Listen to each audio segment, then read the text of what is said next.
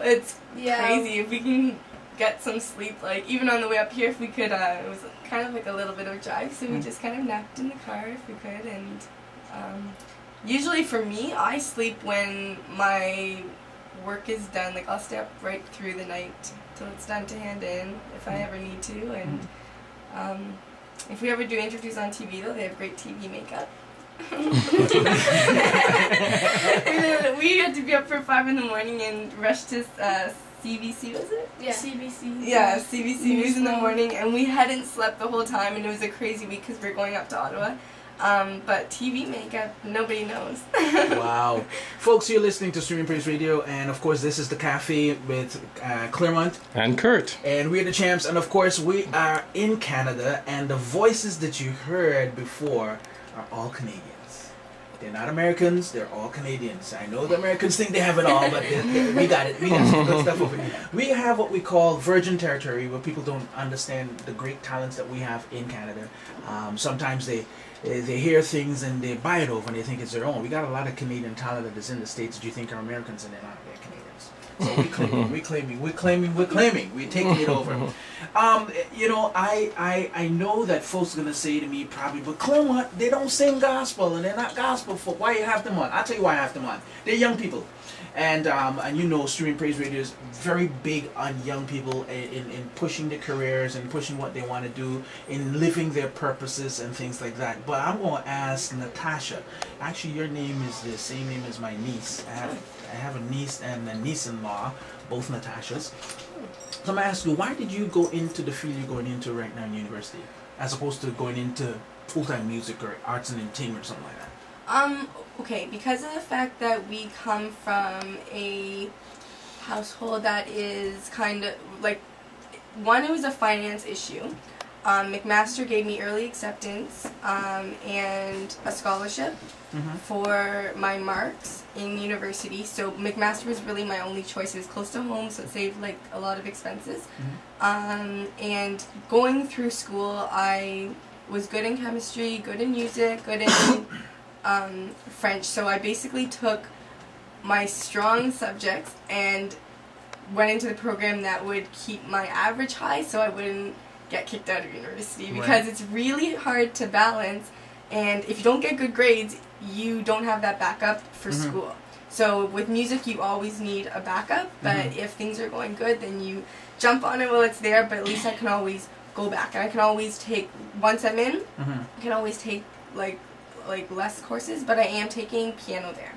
But I am taking French too, and then my bio and my psychs, and it just kind of keeps me there and keeps me well-rounded. So what do you want to do eventually? Singing. You want to sing eventually? Yeah. On a professional level?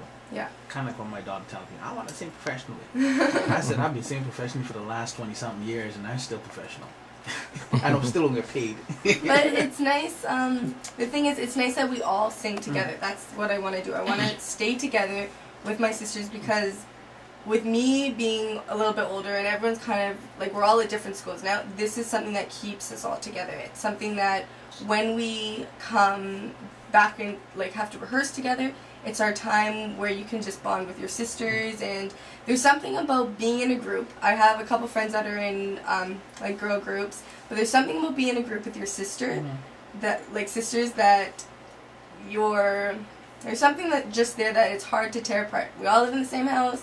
We all understand if someone can't make rehearsal because of some reason, we're all forgiving for those reasons. They're really forgiving. And if the attitude's kicking, you know how to fix it. We do. Especially Natalie. We feed Natalie of her.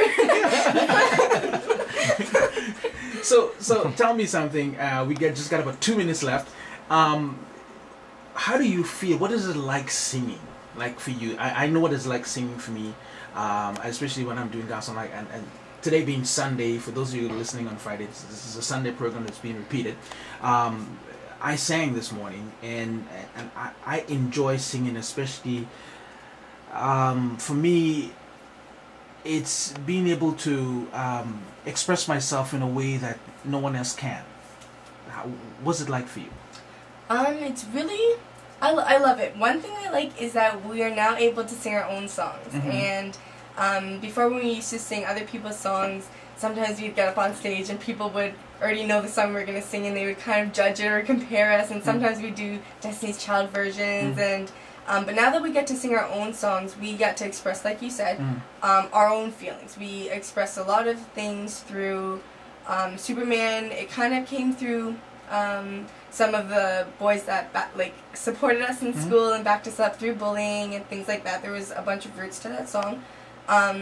But it's nice, like, we love to do it, and hopefully through our music we can help other people. And hopefully our songs will be an inspiration for young people and just everyone in general. Natalie. What's it like for you? Well, I just like, when I sing, I like that everyone like has to hear you. You can just stand up there and they all have to listen to you whether they like it or not, unless they go. But and I like that. I just like that if you have a message, you can put it in a song and people will listen, because music is something everybody listens to. And I just love the rush you get up when you're on stage and sing for people. I like that. I like the rush. Yeah, I like the rush too. I'll be honest with that. And Natia. I just love singing with my sisters though, because like you're not intimidated by other people or anything that's happening, because they'll always be there, like beside you or in front of you. So like, it's really fun though, I find. You the youngest? Yes. You the tallest one? Yes. What is it like being the tallest one and being the youngest one? I love it. I can see over their heads. It's like down on all of us. Even when we go in heels, it's still taller. Even when you're in heels? When we're in because we always have to dress the same on performances. Not always, but we usually do. So once she gets her heels on, she's the tallest. She still is. She's still as tall. Yeah, but being big sis, you can pull rank and say, listen, that's it. You know, I am so happy to have met you guys. George Michello, who's the head of Step by Step, he says, Monty, I got something for you to listen to. I'm going to send a link, and I want you to listen to it. And I sat and I listened to it. I'm like, wow. I was in my room when I was listening to it, and I turned to my wife and I said, check this out. These guys sang for Obama. George just sent me the link, and we both listened. I thought to myself, wow, I want to know how much tweaking went into this. That's my first thought, because I know a lot of people do that. Then I heard the rehearsal of your two sisters, because you weren't there at that rehearsal. I'm thinking, there was no tweaking. I have to have these guys in studio. So I knew what I was going to hear when I put you guys live. And again, folks, there was no tweaking. And if you missed it, too bad. You know what? Just for the folks again, one more time, if you can do that song one more time. Just for the folks who might have missed it to the first round. And we want to tell the folks, listen, any way possible you can support the Cunningham sisters, please do. It's homegrown. It's not I'm trying to find out word that we use back home. No highfalutin nothing. This is real folk. This is real folk who've been singing from their hearts. And you know what? You said something so positive that I like. You said that a message. You like to put a message in your song. Who wrote the song, The Superman? We all did. Yeah. Fantastic song.